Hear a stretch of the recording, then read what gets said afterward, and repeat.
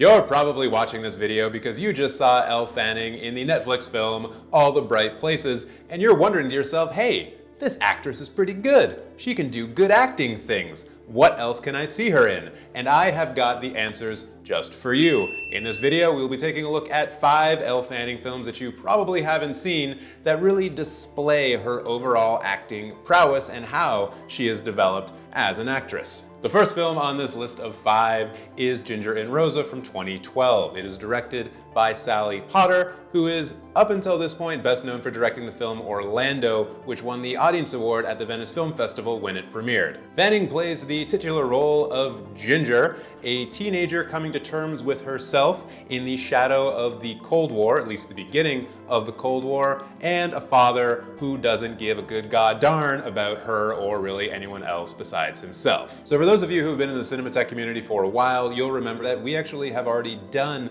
a video on Ginger and Rosa. It was a part of a podcast series that we were doing looking at the history of A24 films. Ginger and Rosa was the second video in that, and I'm going to link to it right here. So you can go back and listen to that whole hour-long conversation, because in that we really get into Elle Fanning's role and her ability as an actress as it was displayed in this film. It's a pretty good conversation, if I say so myself. It's true that Ginger and Rosa was not the first film to land Elle Fanning on people's radars. That accolade goes to Super 8. But Ginger and Rosa was really the first film where the spotlight was all on her. She was the lead, she was the main focus. It's also the only time that she's ever been a Ginger, so it's remarkable for that reason as well.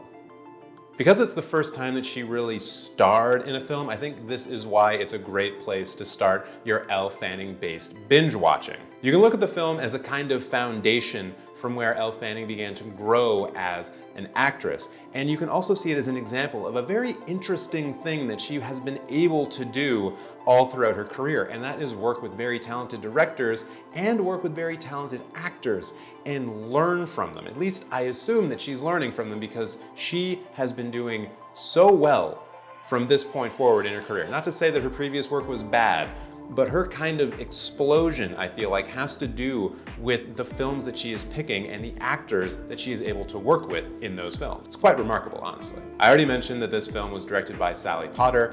I think this is also interesting because Sally Potter's latest film, The Road's Not Taken, also stars Elle Fanning and has just had its premiere at the Berlin International Film Festival like 2 days ago. So obviously those two have a good working relationship. They're able to get good things from each other, and that's always a good sign. Looking back at Ginger and Rosa, there are some incredible actors that she was able to work with in this film, particularly Annette Bening, Oliver Platt, and Christina Hendricks. And I can only imagine, as someone who is just at the beginning of their career where they're starting to star in films, being able to work with Annette Bening, who is probably one of the great actresses of her generation, and what you'd be able to learn from someone like Annette Bening at that young age. And I think this is where we start to see Elle Fanning really start to develop as an actress. I've mentioned this before, but I think this is really the film where you can pinpoint her coming into her own. The next Elle Fanning film that I think you should check out is 20th Century Women,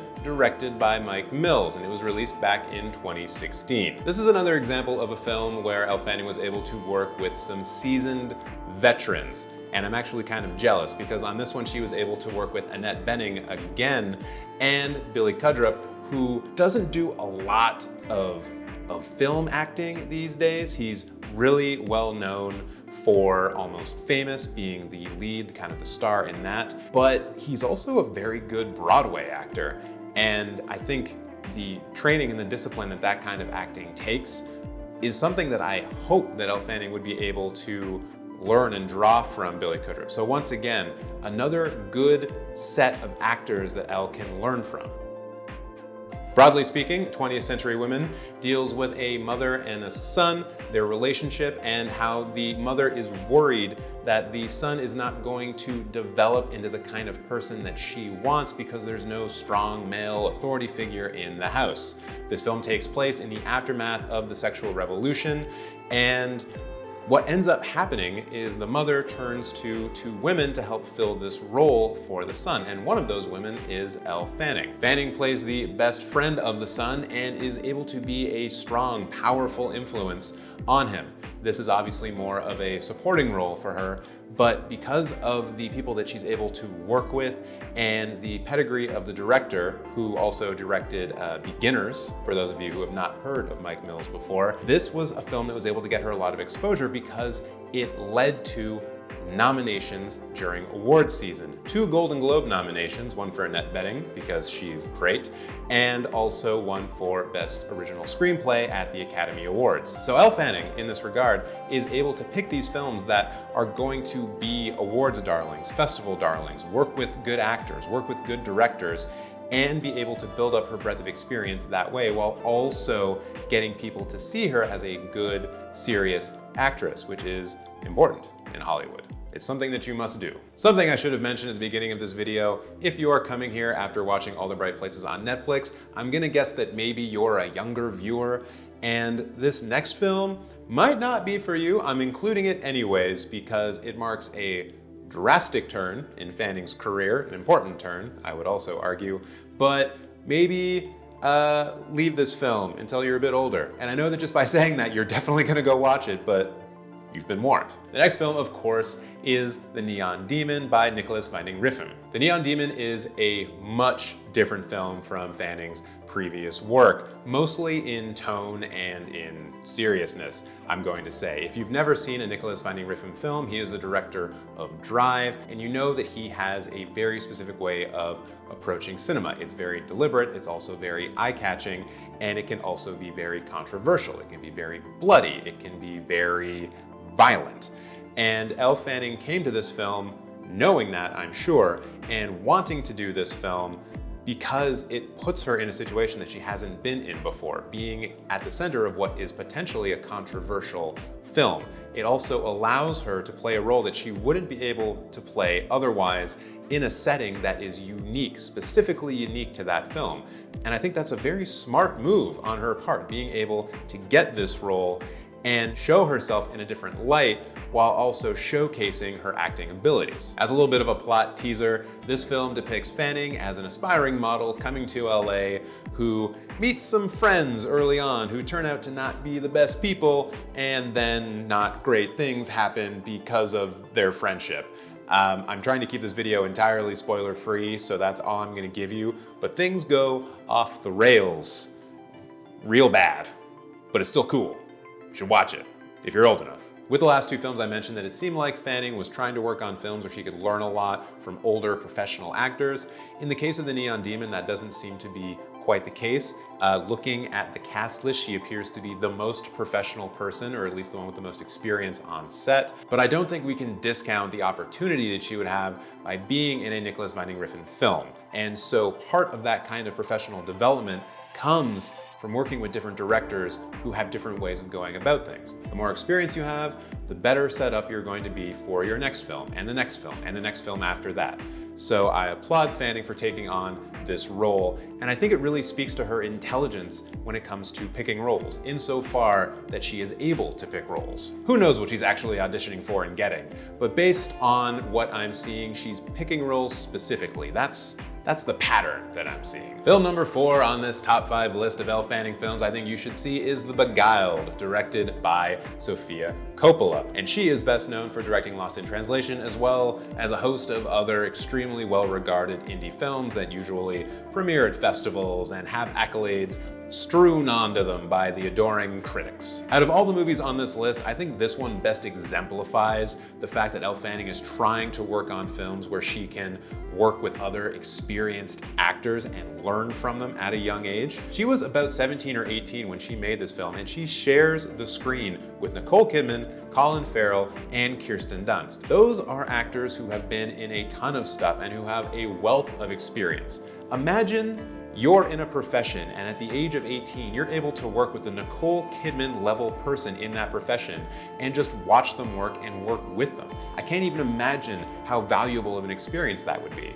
Not to mention the fact that Sofia Coppola is a director, and the only thing more impressive than her filmography is her Hollywood Rolodex. If you get in her good graces, I'm sure there are just a ton of opportunities that become available to you. In The Beguiled, Fanning plays Alicia, a student at an all-girls school during the Civil War, and one day, a Union soldier is found and brought back. And as it is an all-girls school, the headmistress, played by Nicole Kidman, is worried about this guy.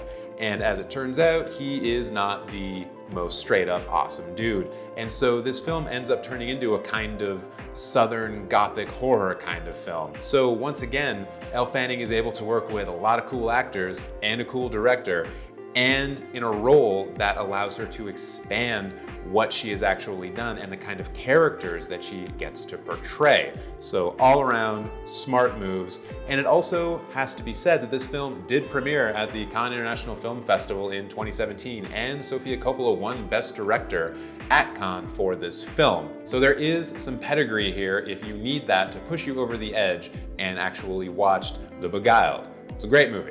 You should definitely watch it. Definitely check it out. Check out all of these films. That's the point of this list. Speaking of lists, we are now at film number 5 of this list of Elle Fanning films that I think you should check out. And film number 5 is Galveston by Melanie Laurent, who is actually best known as playing the role of Shoshana Dreyfus in Inglourious Basterds. You remember, she's the one who can't eat the pastry cream because Christoph Waltz is a creepy Nazi. In this film, Fanning is an escort who is forced to go on the run after Ben Foster breaks into a place where she is and kills people, and there are other people who don't like that Ben Foster killed people, and that's your motivation for the entire film. It actually goes way further than that, but once again, trying not to do spoilers, a lot happens in this movie. You should check it out. There are some good twists and turns. Some would say that it's similar to I'm gonna edit that out or delete it because I think that probably spoils things. Like The Beguiled and The Neon Demon, this is a more mature role for Fanning. I think she's really starting to get those roles more and be taken more seriously as an actress, which is always great to see.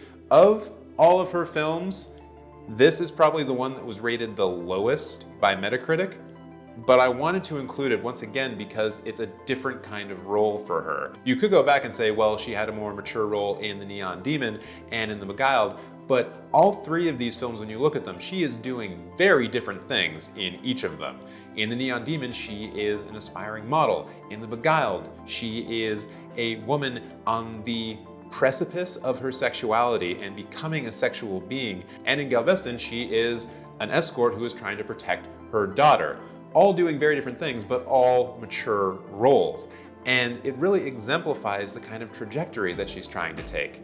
The kind of acting and directing pedigree are not as high as some of the last ones. I know I've been trying to make the point that she's just picking out films that she can learn from people from, but it should also be said that Ben Foster's pretty dope. And being able to act with him and beside him and with him throughout an entire film, I can only imagine that being a good experience. Unless he's a dick, but I don't think that he is. So despite the fact that this film has a fairly low Metacritic score, I still think it's worth checking out if you are interested in following Elle Fanning's career. There are lots of actors like this who have films that are not that good, where they still do interesting things in them and they're worth seeing because of it. So keep that in mind as you're going through this list. These are not the films that are the standout, just best Elle Fanning films. I think these are the ones that best exemplify her growth as an actress and how she's been developing over the last 8 years or so. So I don't want to see any hate comments about how I left out her really good films, because I thought real long and hard about this list, and I don't need that kind of flack.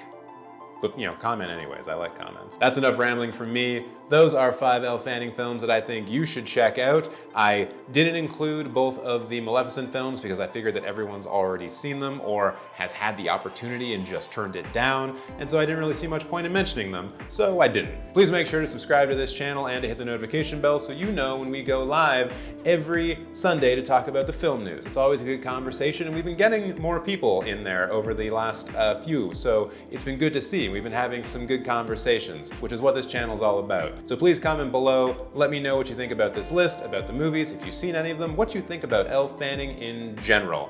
And until the next time, I will say to you, have a good weekend and cheers.